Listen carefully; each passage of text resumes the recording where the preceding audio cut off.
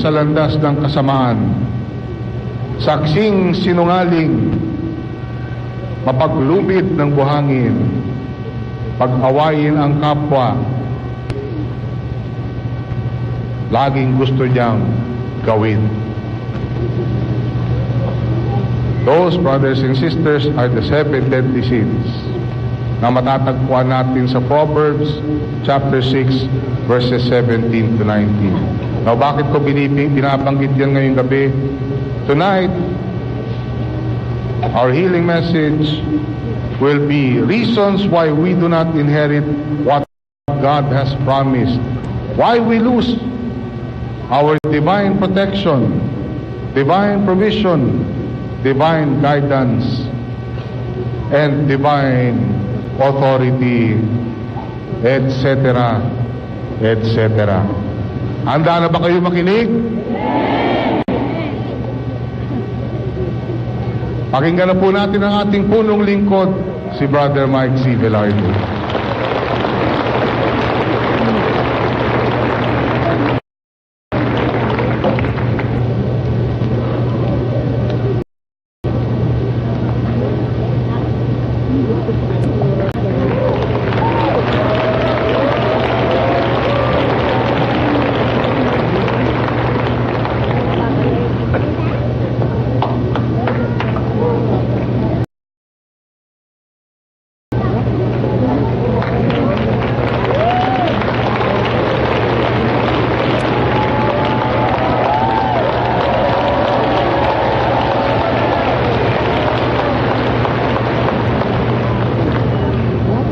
Sa inyong mga prayer-request, bottled water, hankies, wallets, passports, etc., etc.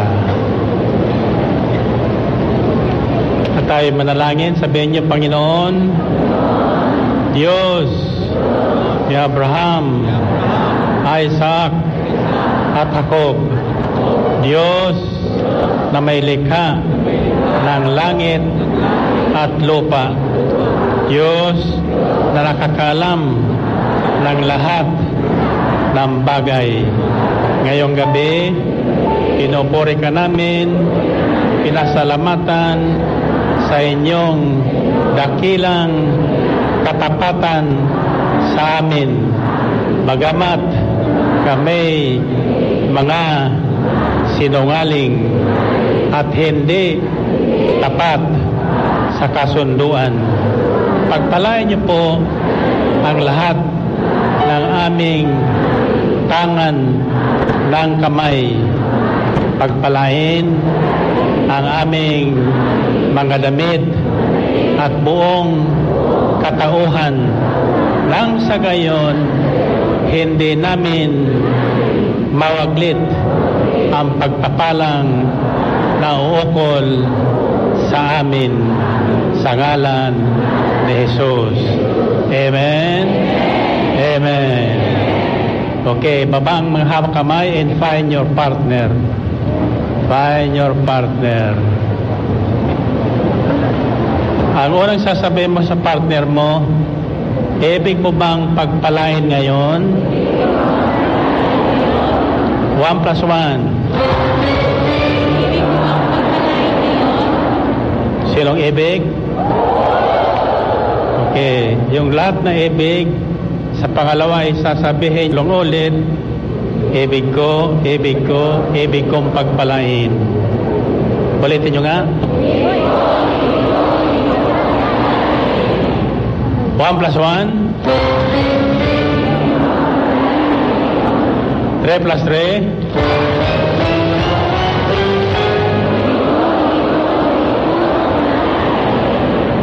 Ngayon, kung ibig niyong pagpalain, anong pagbibili niyo sa huli? Balik tayo sa Sabado. 1 plus 1. 3 plus 3.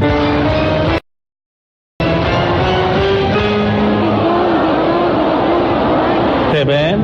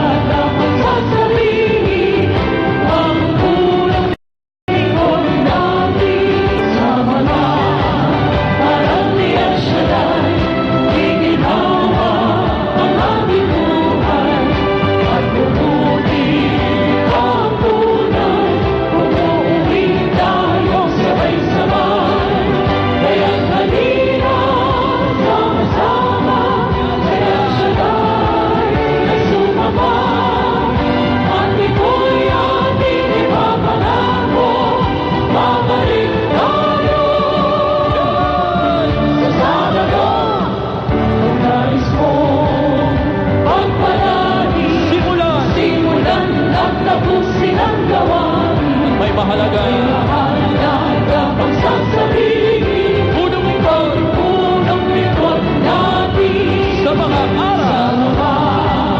aral ni El Shaddai, giginawa ang ating buhay, pagpuputi ang tunay, umuwi tayong sabay-sabay.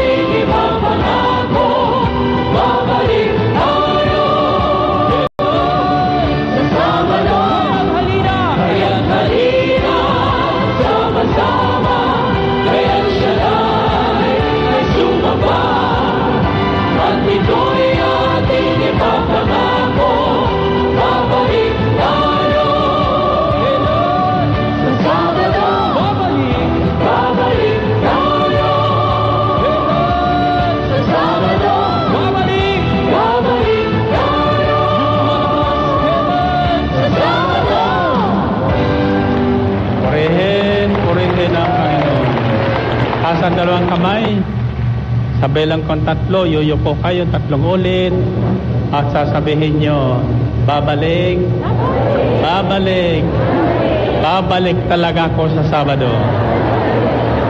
1, 2, 3. Purihin ang Panginoon. Okay, you may be seated. And let's go right away to our healing message tonight. It's found in Hebrews 12:14 to 17.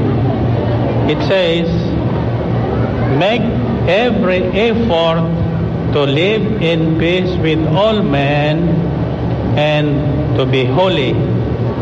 Without holiness, no one will see the Lord. See to it that no one misses the grace of God, in that no bitter root grows up to cause trouble and defile many. Say that no one is sexually immoral or is godless like Esau, who for a single meal sold his inheritance rights as the oldest son. Afterward, as you know, when he wanted to inherit this blessing, he was rejected. He could bring about no change of mind, though he sought the blessing with tears. Nakikinig ba kayo? Magpakabanal kayo at sikaping makasundo ang inyong kapwa, sapagkat hindi ninyo makikita ang Panginoon kung hindi kayo mamumuhay ng ganito. Pag-ingatan ninyong huwag talikdan ninuman sa inyo ang pag-ibig ng Diyos. Ingatan ninyong huwag sumama ang sino man sa inyo at makagulo at makahawa pa sa iba. Pag-ingatan ninyo na huwag makiapid ang sino man sa inyo o magpawalang halaga sa mga bagay na espiritual. Tulad ni Esau na ipinagpalit niya sa isang platong pagkain ang kanyang karapatan bilang panganay. Alam ninyong pagkatapos ay hiningi niya sa kanyang ama na igawad sa kanya ang pagpapalang nauukol sa panganay. Ngunit ito'y itinanggi sa kanya sapagkat hindi na niya mababago ang kanyang ginawa. Ano mang gawin niyang pagsisikap at pagluha. Purihin natin ang Panginoon. Purihin ang Diyos. Sabihin niyo, godless. Anong ibig sabihin ng godless?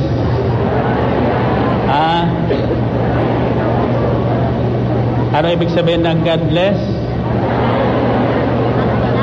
Walang Diyos. Hindi niya kasama ang Diyos. Hindi niya kabahagi ang Diyos. Wala sa buhay niya ang Diyos. Ngayon, kung wala sa buhay natin ang Diyos, sino ang naghahari sa atin? Sino? Pag hindi ang Diyos na mabuti, ang masama ang siya maghahari sa atin. Amen ba? Now, God has promised us to bless. Ang pangako ng Diyos ay pagpalain tayo araw-araw. At ayaw niyang mayroon isa sa atin na hindi natatanggap ang mga pagpapalang yan. But there are many Christians today who misses or loses the grace of God that has been promised to us. Kaya ang instruction sa Biblia, sa ating aral pinunghayan ngayon, see to it that no one misses the grace of God. Pagsikapan nyo na huwag mawala sa inyo ang biyayang nakalaan. Alam nyo ba na may biyayang nakalaan sa inyong lahat?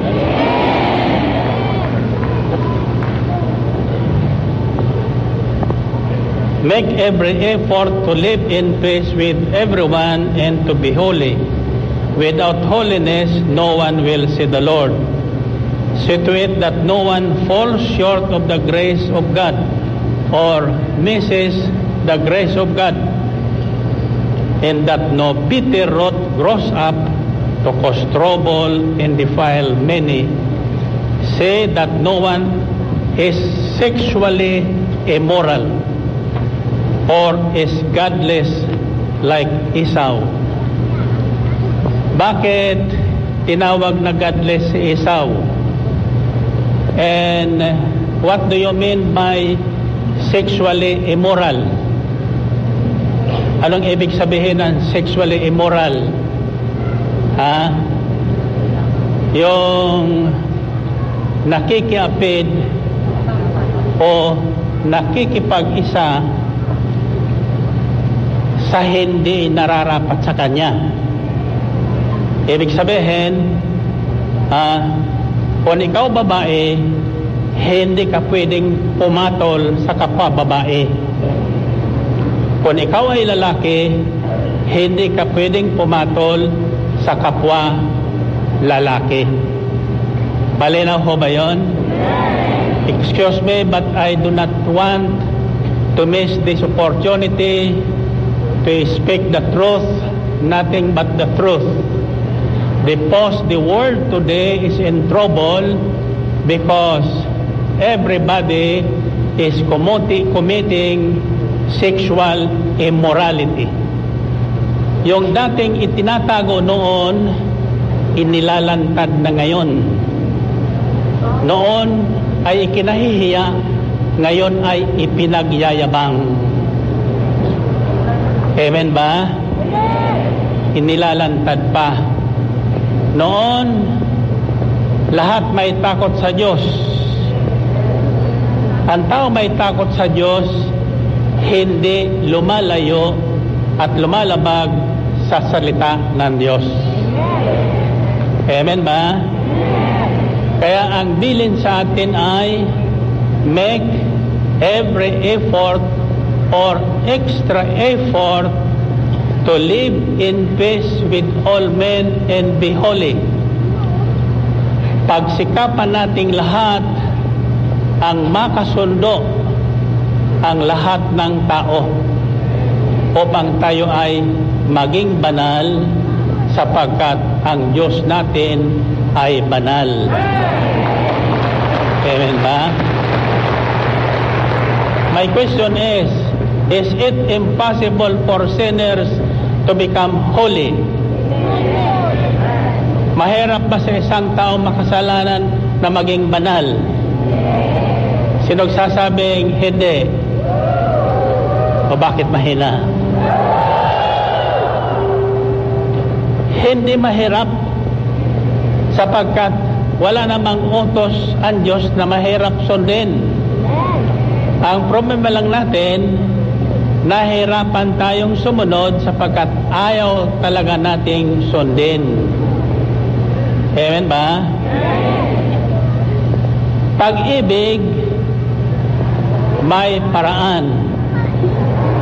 Babalik talaga sa Sabado. Amen? Pag-ayaw, maraming dahilan. Kaysa walang pamasahe, kaysa matraffic, kaysa inaway ng asawa, etc., etc. Sabihin nyo, etc., etc. Tulad ba kayo noon? Hindi. Now my question is, do you want to inherit God's blessing? Tatandaan nyo, ibig ng Diyos na pagpalain tayo araw-araw. Ibig ng Diyos na pagyamanin tayo. At ibig ng Diyos na pahabain ang buhay natin. Ngayon, marami nang pinag-aaralan ang medical science. May mga nag-aalok sa akin ngayon ng long life through the immune system. Kaya tayo nagkakasakit sapagkat humihina ang ating immune system. Ano ba yung immune system? Yung panglaban sa mga sakit. Tulad ng cancer, ang lahat ng tao ay mayroon ng cancer cell. Naririyan na yan. Kaya lang, hindi namamayani ang karamdamang yan kapag ang ating katawan ay malakas. Kapag ang ating immune system o ang ating panlaban sa karamdaman ay nananatiling malakas. Kung mayroon kayong vitamin D na galing sa araw, anong ibig sabihin ninyon? Hindi ka tatanda. Di ka manghihina. Di ka papangit. Vitamin D. Di ba? Di ka mag-a-absent sa gawain. Amen? But there are so many Christians missing the grace of God today. Maraming Kristiyano ngayon na tinatanong ko si Steve kanina, anong kako ang Tagalog ng missing the grace of God? Ang sabi niya, nawawalan ng biyaya ng Diyos. Tama? In other words, nariyaran na yan. The grace of God is upon us. In fact, iyan ang sinabi ng Diyos kay San Pablo nang siya po ay dapuan ng matinding sakit at karamdaman na hindi po may paliwanag ng sino mang Bible scholar kung ano ang karamdamang yon, na nagsilbing pamalo sa kanya ni Satanas. 3 ulit siyang nanalangin upang alisin sa kanyang katawan ng Panginoon. Subalit, anong sagot lagi sa kanya ng Panginoon? Paul, my grace is sufficient for you, for it is in your weakness that my power is made perfect.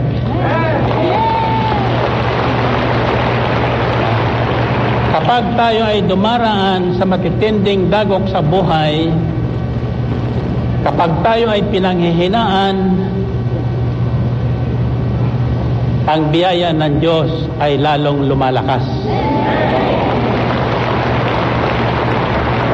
Kung tayo ay nakasusunod sa kanyang kalooban. Amen ba? Now, I'd like to share with you just 3 things tonight. Reasons why we do not inherit the blessings God has promised, or why we suddenly find ourselves without divine protection, without divine provision, without divine guidance, and without divine peace. Naranasan niyo ba na yun?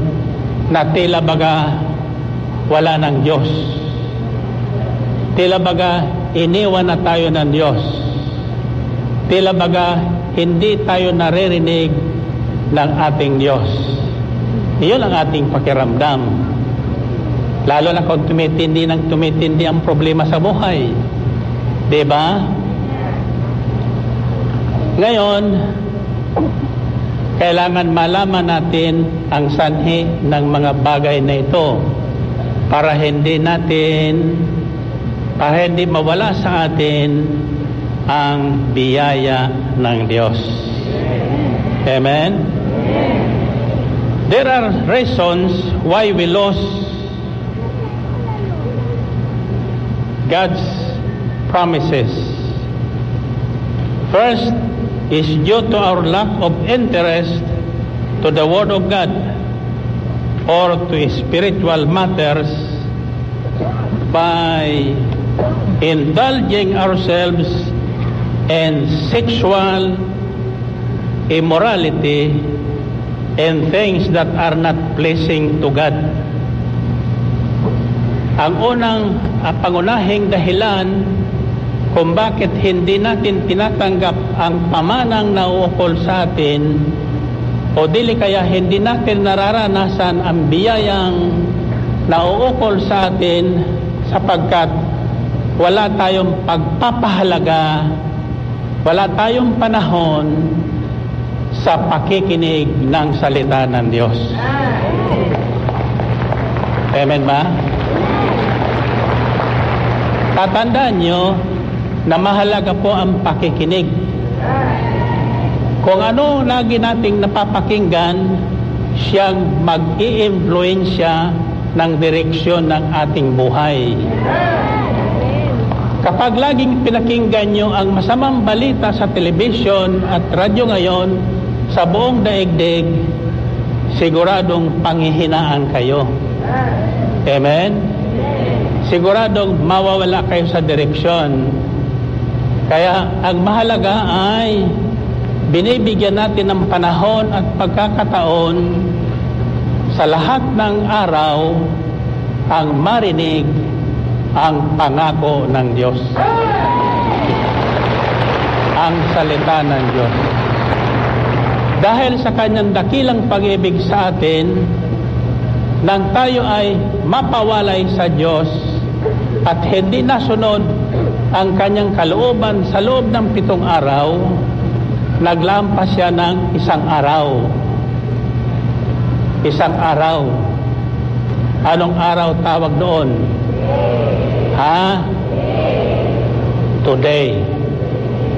Today.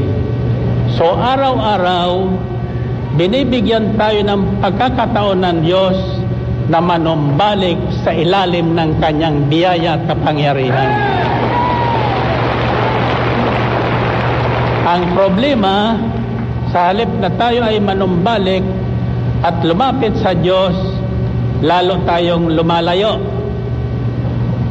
Sa halip na sa Diyos ay sumangguni, sa albularyo na pupunta, sa punsoy na pupunta. Hello? Nakikinig ba kayo? Sa halip na sa Diyos humingi, sa 5-6 na pupunta. Kaya nababaon sa utang. Sino sa inyo may utang? Taas ang kamay. Isang palatandaan yan na you are missing the grace of God. Malalaman nyo saan kayo nagkukulang. Amen? Sinong gustong makabayad sa utang? Lahat na babalik sa Sabado makakabayad sa utang. Amen? Sinong ibig magkaroon ng condo unit sa Ambel Mansion?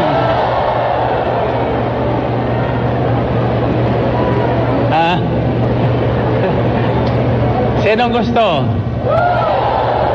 May ticket na ba kayo? Kaya sinasabi, example lang po yan. Bibigyan ko sa example, ang tungkol po sa ticket na yan. Sa 1,000, magkakaroon kang isang condo unit na nagkakahalagang 2,000,000 piso. Kung hindi naman ikaw ang mabunot, magkakaroon ka ng biyayang galing sa Diyos. Talo pa ang isang condominium unit. Amen ba? Nasusundan nyo ba? Sino sa inyo ang boss magkaroon ng puhunang pinagpalang 25,000? Anong halaga ng ticket na bibilhin nyo? 300 pesos lang, ha? 300 pesos lang magkakaroon ka ng puhunang pinagpala. Tatandaan nyo, ang pinamibigay ko sa inyo ay hindi sa akin. Iyan po ay biyayang kaloob sa akin ng Diyos tuwing darating ang aking kaarawan. Kahit hindi ko humihingi, dumarating. Sapagkat ang biyaya na kalaan sa atin ng Diyos, hingin man natin sa hindi, darating. Darating. Kung nasusunod natin ang kalooban ng Diyos. Amen ba? Now, where do you find the verses that supports that statement? It's found in Hebrews 12:16 to 17. It says, "Say that no one is sexually immoral or is godless like Esau." As I said, sexual immorality is when you get involved with someone else who is not your legal wife or legal husband. You cannot legalize marriage man against man. Kahit anong legality ang gawin doon, hindi pa rin yun ayon sa kalooban ng Diyos. Sapagkat the purpose of marriage is to increase in numbers and multiply human beings on earth. How can a woman and a woman increase in number? Paano nila gagawin yan? Hindi mangyayari yun. How can a man, though they are legally married, multiply? Once, dalawang uri lang tao lang ang nilikha ng Diyos. Ang isa ay lalaki at ang isa ay babae. Wala pong alanganin. Walang ginawa ang Diyos na alanganin. Nang yung late Raymond Paraiso ay dumating po sa akin tanggapan. Tinatawag ko ang akin tambakan. Tanggapan, minsan tambakan. Tambakan ng mga problema sa buhay. Kasi pag may problema, nakikita ko. Pag may biyaya na, hindi ko na nakikita. Kaya pinagdadasal ko na mawala ang biyaya para makita ko sila uli. Amen? Nang dumating sa akin tanggapan, pati ako munti ng mahulog din. Napakaganda niya, anyong babae, damit babae, buhok babae, ayos babae. Ang tanong ko sa kanya, totoo bang babae ka? Sabi niya, hindi po. Kako, bakit hindi ka babae? Bakit ka nakadamit babae, buhok babae, ayos babae, gayong hindi ka naman babae? Sabi, feeling ko lang yun. Feeling ko lang yun. Now, kako, ang tanong ko sa kanya, are you happy with that kind of life? Ang sabi niya, hindi po. I am in trouble for many years. I want to be a man as I am, but my feelings are deceiving me. Ngayon, ang tanong ko sa kanya, anong ibig mong maging ngayon? Anong ibig mong ipanalangin ko sa iyo ngayon? Ang sabi niya sa akin, ibig kong maging tunay na lalaki. Iyon ang damdamin niya. They struggle by themselves. Why? Because they are deceiving themselves. Why? Because they become godless, like Esau. Anyone who is involved in any kind of immorality becomes godless. Pag sinabing godless, less God.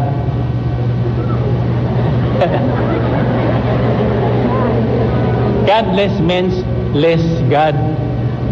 Nawala ang Diyos sa buhay natin. Amen ba? Kaya nagiging tayong godless. Now, when you become godless, anong ibig sabihin yan? Hindi mo kasama ang Diyos. You misses the grace of God. You loses the promises or the inheritance, ang pamanang nakalaan sa iyo. Kasundan niyo ba? Isigaw niyo, pamana. Now, while I was going through this again, natandaan niyo ang kwento ko tungkol kay Esau at Jacob nung nakaraang Sabado. Dapat ang sinabi ng Diyos kay Moses, nang tanong nang magkita sila ni Moses, ang sabi ni Moses, anong sasabihin ko sa aking mga kababayan? Sino ka? Ang sabi ng Diyos, sabi, ako ang Diyos ng kanyang ninonong si Abraham, si Isaac at si Jacob. Nasaan si Esau? Esau ang panganay. Dapat ang sinabi ng Diyos doon, ako ang Diyos ni Abraham, ni Isaac at ni Esau. Pero hindi po sinabi doon. Ang sabi niya kay Moses, sabihin mo sa mga kababayan mo na ako ang Diyos na nagpakita sa iyo, ang Diyos ng inyong ninonong, si Abraham, si Isaac at si Jacob. Now, my question is, bakit nawala sa linya ng patriarchs si Esau? Why? In Israel, the birthright belongs to the eldest. The birthright means the authority over the angkan. Authority. Sabi yung authority. Now, many Christians today is missing or losing the authority to trample down over snakes and scorpions. The authority or the power to heal the sick by the simple laying of hands in the name of the Lord Jesus Christ. Why is that so?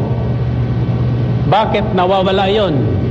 Ang sabi ng Panginoon sa kanyang mga alagad, I have given you authority to trample down on snakes and scorpions and to overcome the enemy. Nothing will harm you. Nothing will harm you. Now, sabi nyo snake. Anong mayroon ang snake? Venom. Veneno, kamandag. Kamandag. Kapag natuklaw ka ng ahas, unti-unti kang mamamatay. Yan ang kamandag ng droga na inyong mapapanood sa August 19 kung bibili kayo ng ticket. And by the way, may ticket sa wala, makakapanood ng kamandag ng droga. Walang haharang sa inyo dyan sa gate. Everybody. The only difference is kung wala kayong ticket, wala kayong aasahang pagpapala sa araw na yan. Amen ba? Now,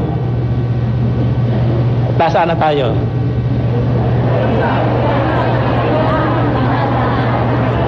Kamandag.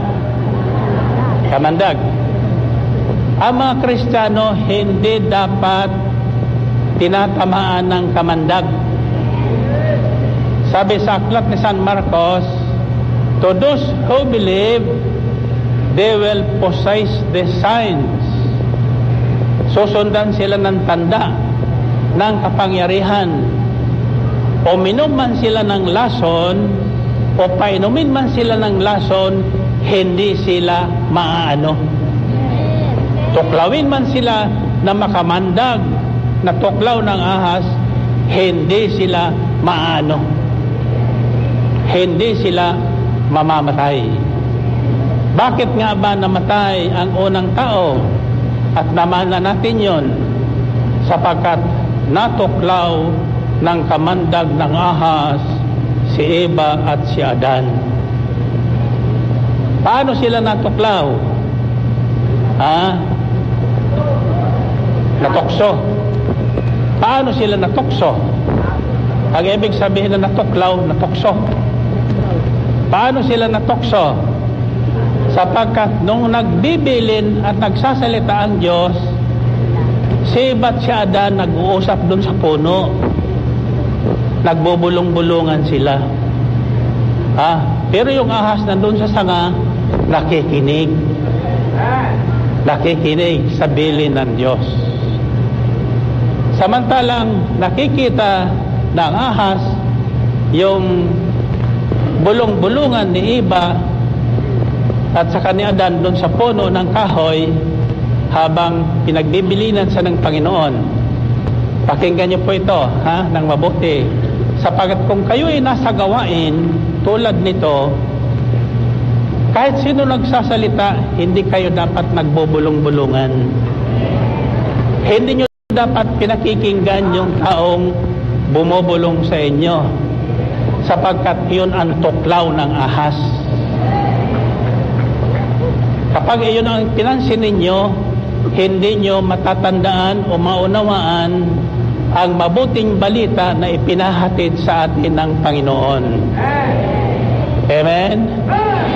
So anong gagawin natin dun sa taong iniistorbo kayo? Sa susunod, magdala kayo ng tape.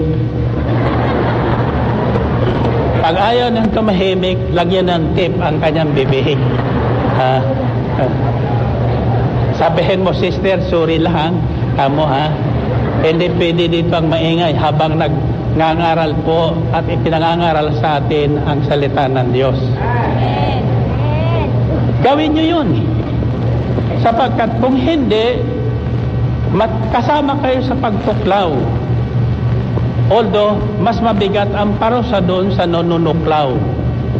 Anong gusto nyo? Matuklaw o manuklaw?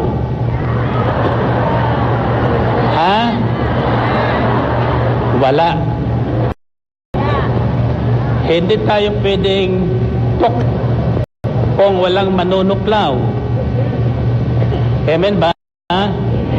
At walang manunuklaw kung walang tutuklaw. Amen? Sabihin nyo, kamandag ng droga. Yan ang suliranin ngayon, hindi lamang ng ating bansa, kundi ng buong daigdig. Ang ating bansa ay, tatandaan nyo, pinahayag ko sa inyo dito yung imitasyon ng maraming grupo ng panalangin ng isang araw noong July 7. Nanalangin ba kayo? Ang sabi nila, bilang tanda ng pakikipag-isa, manahimik ng sandaling yun. Narinig niyo ba yung katahimikan? Hindi. Dito sa El Shaddai, ito ang gagawin natin. Tuwing sasapit ang ika-6 ng umaga, tanghaling tapat, at ika-6 ng gabi, tatahimik po tayong lahat. Tatahimik tayong lahat. Para ano? Para ano? Una, para manalangin. Basahin nyo ang Salmo 91 hanggang verse 13. Iyan ang parte natin. Pagdating sa verse 14 to 16, naroroon po ang 7 pangako ng Diyos. Iyon ang ating pakikinggan. Anong sinasabi doon? Aking ililigtas ang tapat sa akin, at iingatan ko ang sinumang taong ako'y kikilanlin. Pag sila'y tumawag, laging ako na sila'y pakinggan. Aking sasamahan, at kung may hilahil ay sasakluluhan. Aking ililigtas, at ang bawat isa ay pararangalan. Sila'y bibigyan ko't gagantimpalaan ng mahabang buhay. Mahabang buhay. Ang mahabang buhay ay gantimpala ng Diyos. Ibig tayong gantimpalaan ng mahabang buhay. Ayaw niyang tayo mamamatay ng maaga. At nakatitiyak ang tatamuhan nila'y kaligtasan. Kaligtasan sa ano? Kaligtasan sa ano? Kaligtasan sa kumukulong apoy sa impyerno. Amen ba? So, the first step is, instruction is, say that no one is sexually immoral or is godless like Esau, or for a single male sold his inheritance rights as the oldest son. Anong kasalanan ni Esau? Ipinagbili ang kanyang karapatan bilang panganay sa isang mongkok na lugaw. Bakit? Dumating sa isang araw, si Esau gutom na gutom. Kasi layas Gutom na gutom. Si Si Jacob naman, masunurin sa nanay, nagluluto ng konji. Nagluluto ng lugaw. Naamoy ngayon ni Esau. Uy, ang sarap niyan, tol. Ang sarap niyan. Pwede makakain. Si Jacob marunong. Ang sabi niya, pwede na. Akin na ang inyong pamana bilang panganay. Aanhin ko naman ang manang yan kung ako'y patay na sa gutom. Sa'yo na, basta pakainin mo ko. Nasusundan niyo ba? Maraming Kristiyano ang napapawalay sa Diyos dahil sa gutom, dahil sa hanap buhay. Nung walang hanap buhay, taas ng prayer request dito. Makapuntang Amerika, makapuntang Australia, makapuntang Canada, at pagdating doon, sasambahin nila sa dakong roon ang Diyos. Ano? Hinanap nila ang Diyos? Hindi na. Bakit? Busy na sa umaga, busy sa hapon, busy sa gabi, sa pagpapayaman. Amen? Anong ginagawa doon? Naghahanap buhay. Bakit hinahanap ang buhay? Nawala. Nawala. Bakit nawala? Dahil sa trabaho. Amen? Ipinagpalit yung araw ng pagsamba at pakikinig ng salita ng Diyos sa trabaho, sa hanap buhay, sa pera, etc. Amen ba? Kaya kayong lahat na naghahangad ng pagpapalang galing sa Diyos, ito po ang maibibiling ko sa inyo. Bago kayo tumanggap ng pagpapala na hindi kayo maliligaw, patatagin niyo muna ang inyong pananampalataya sa salita ng Diyos.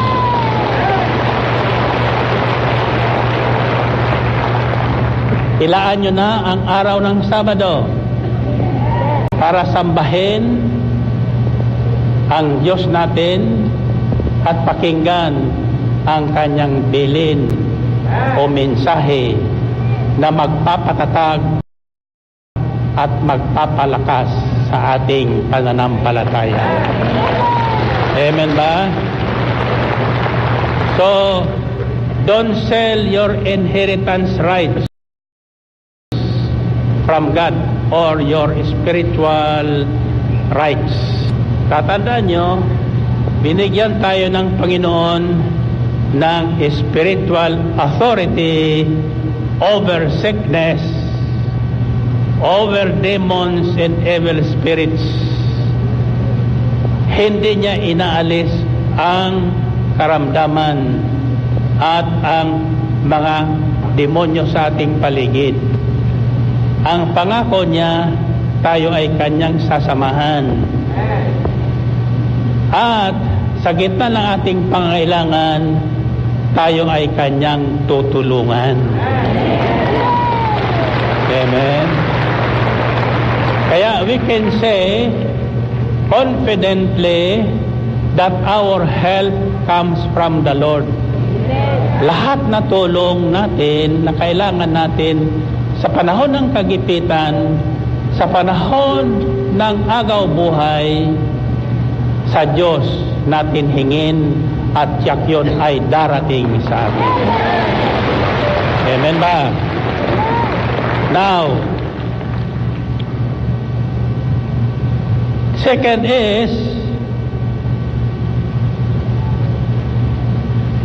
why we fall short of the glory of God or the grace of God, why we miss the grace of God, bakit natin nawawala sa atin ang divine protection, divine guidance, divine provision, and divine peace? Because, alam niyo kung ano?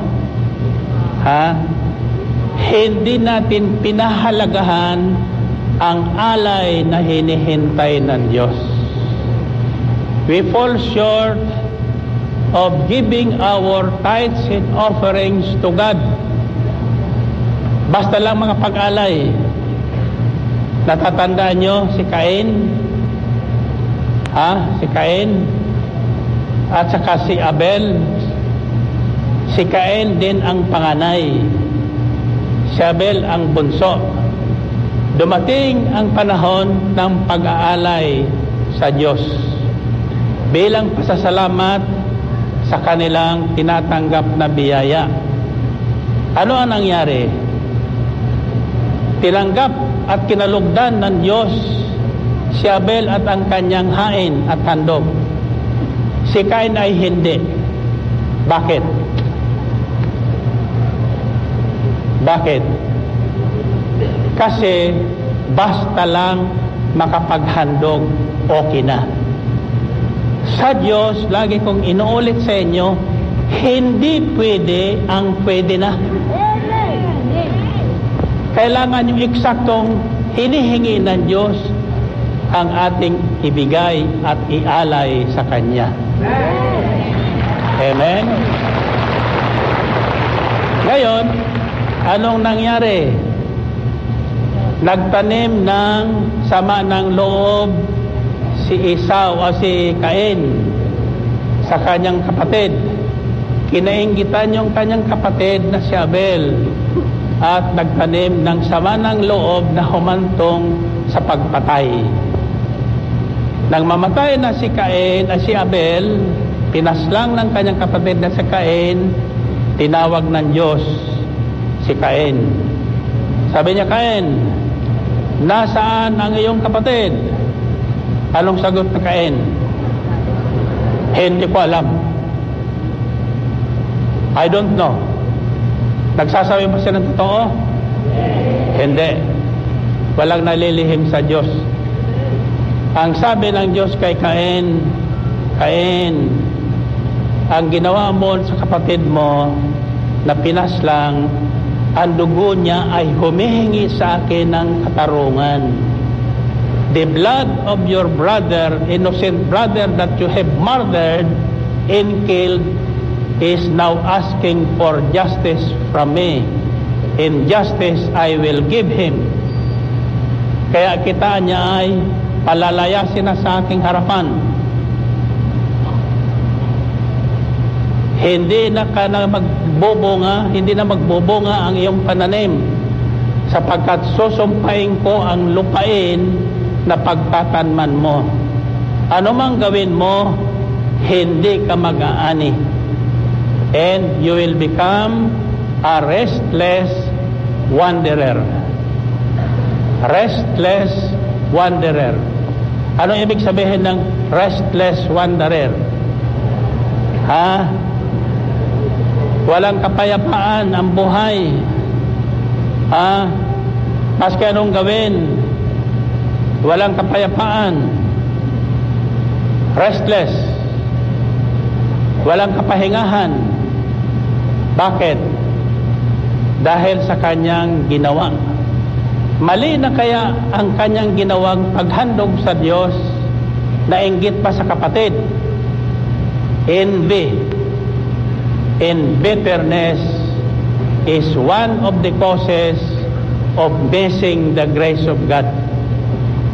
Nawawala sa atin ang biyaya ng Diyos kapag tayo ay nagtanim ng sama ng loob dahil sa inggit sa ating kapwa, sa ating kapatid.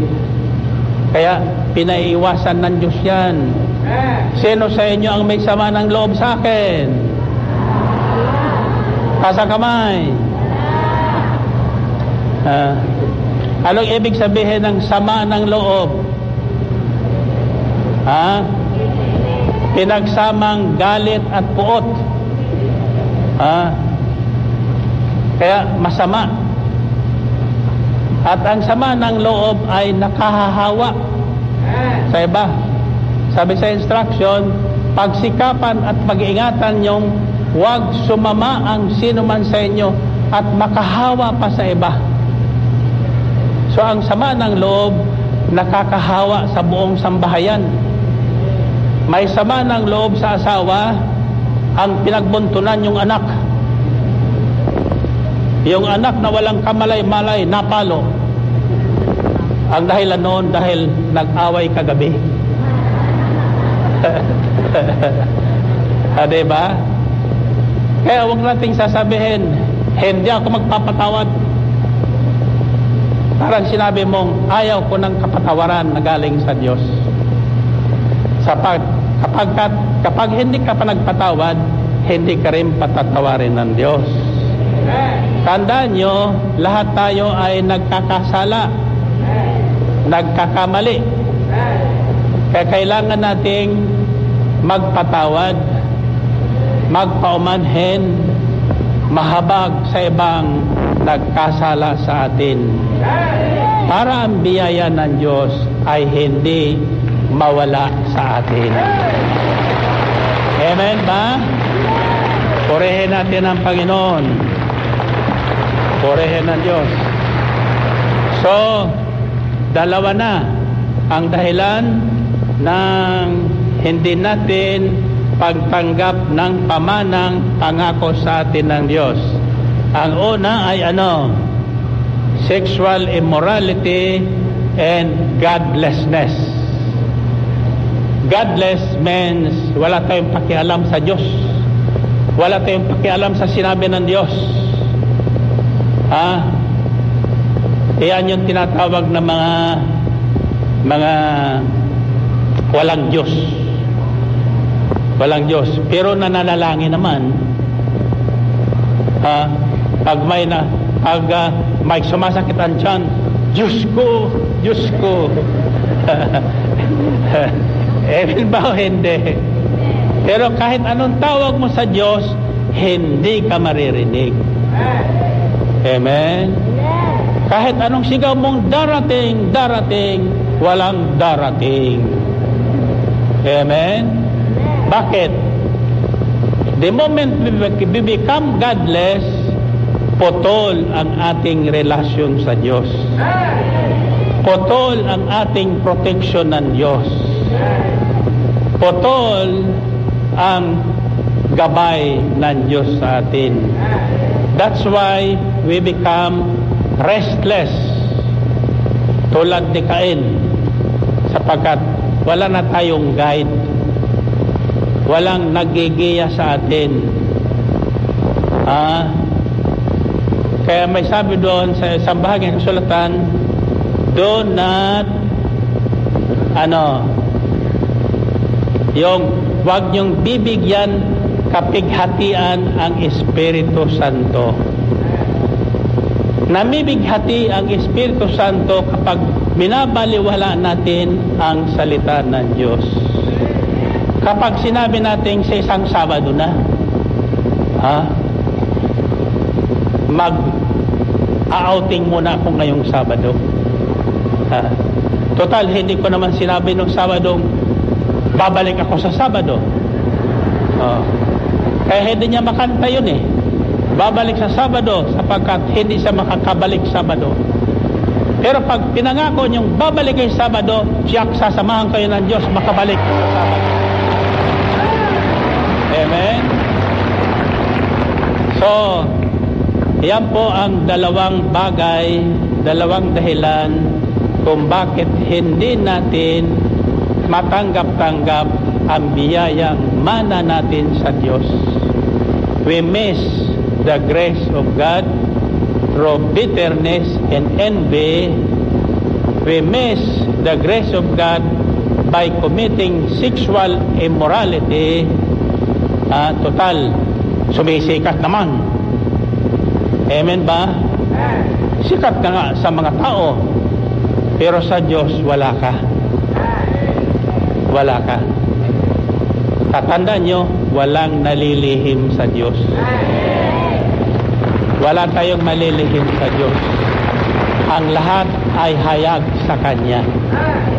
Amen ba? Gusto nyo pa? Sa Sabado. Sa Sabado. Oh.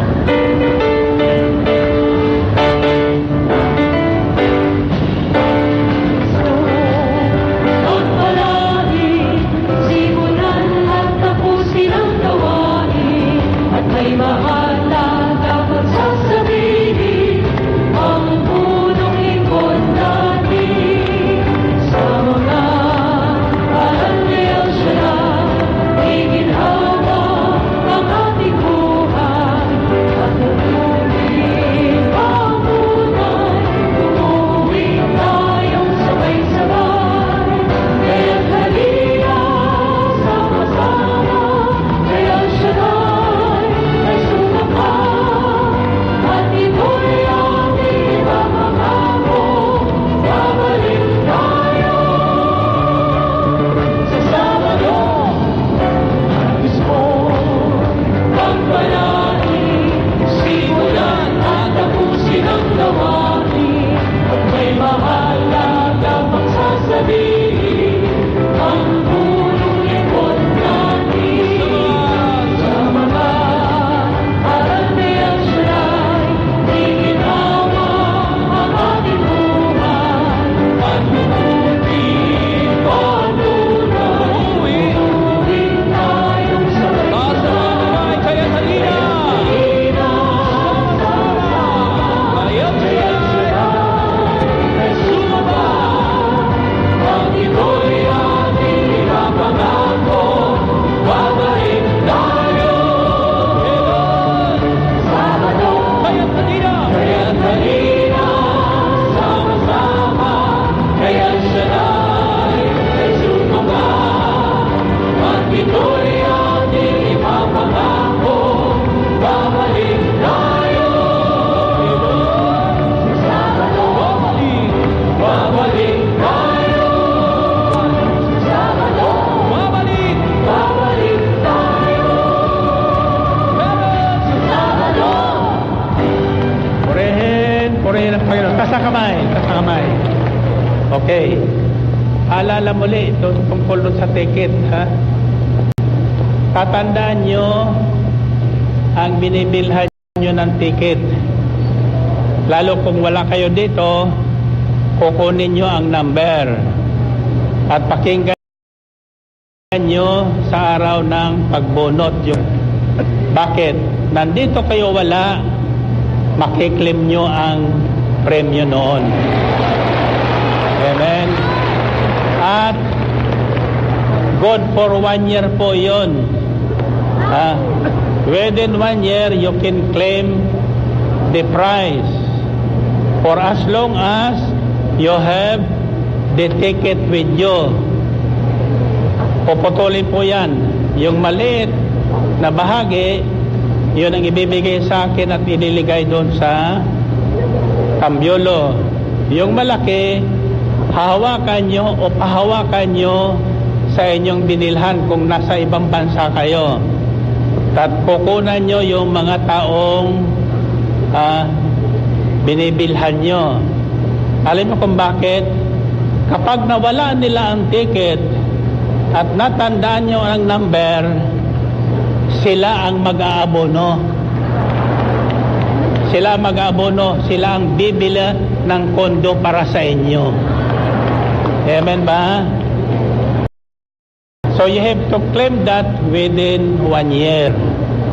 Yung gusto naman pagpalain, higit nagpagpalain, at saka tatandaan nyo ito, ha? Kahit hindi kayo mababunot, kayo ay may biyaya sa Diyos. Bakit? Natatandaan niya yung nabunot natin noong nakaraan. Sila pala mag-iina ay pinalayas ng mister sa kanilang bahay. Wala na silang matuluyan. Kahuli-hulihan nilang pera ay ibinili ng ticket doon sa raffle kondo. At sila ngayon ang nabunot. At sila ay nakatira na dyan. Amen? Kaya yung mga taga-London na bumili, natuwa din sila. Di man kami ang nabunot, nakatulong lang man kami sa nangangailangan.